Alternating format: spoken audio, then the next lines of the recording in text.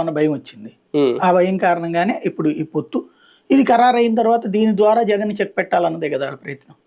అంటే వీళ్ళని చూసేసి ప్రజలు ఆలోచన మార్చుకోవాల్సినంతగా ఈ పొత్తు ధర ఏం కనిపిస్తుంది, రేపు పొద్దున ప్రజలకి ఏం ముగ్గురు కనిపిస్తుంది? కలిసినప్పుడు ఒక శక్తివంతమైన పొత్తు అవుతుంది. ఒకటి కేంద్రంలో అధికారంలోకి వచ్చేటువంటి పార్టీ, ఖచ్చితంగా అధికారంలోకి వస్తుందని నమ్మకం ఉన్న పార్టీ.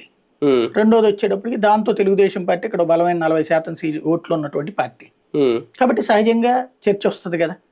ఈ లోపుగా ఇక మిగతాది వాళ్ళ మీడియా, వాళ్ళ సోషల్ మీడియా చేస్తుంది జగన్ వ్యతిరేకత అన్నటువంటిది.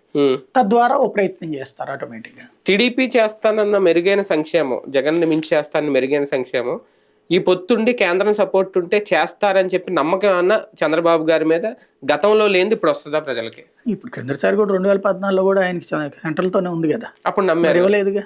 2014 నమ్మారు, చేయలేకపోయాడు కదా. అదే అంటే ఏం జనాలు అట్లాంటి ఏం ఫీల్ గారు.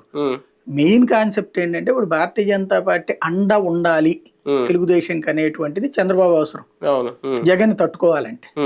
రెండోది ఏంటంటే అంటే అది పోల్ మేనేజ్మెంట్ కోసమేనా, రాష్ట్ర ప్రయోజనం కోసం? మాట పోల్ మేనేజ్మెంట్ అనేటువంటి చంద్రబాబు తెలిసినంతగా బీజేపీకి కూడా సాధ్యం కాదు మ్యాన్ పవర్ లో ఉన్నాం. కానీ విషయం ఏంటంటే ఫైనాన్షియల్ సపోర్ట్ అవసరం. సెంటర్ లో ఉన్నటువంటి పార్టీతో పొత్తులో ఉన్నటువంటి వాళ్ళకి ఫండింగ్ వస్తుంది గట్టిగా. సెంటర్ లో రాబోయేటువంటిది ఏళ్ళదే అన్నప్పుడు ఇప్పుడు ఇప్పటిదాకా ఏంటి వాళ్ళకి